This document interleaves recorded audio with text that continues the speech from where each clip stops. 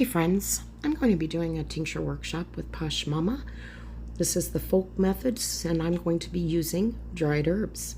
What you're going to need is a glass jar with a lid, a coffee filter, a measuring cup, a wooden spoon, a high proof alcohol, minimum 80 proof. The stronger the medicine, the higher the proof alcohol.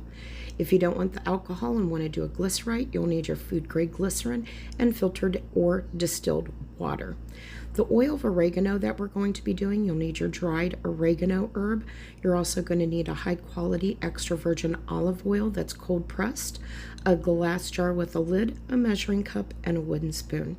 The date and time is still being determined. We're hoping for the week of January 30th, 2023. If you have any questions, please reach out to Poshmamma or myself, and stay healthy, friends. Because I have under 1,000 followers on YouTube, I'm going to be doing this live over on TikTok.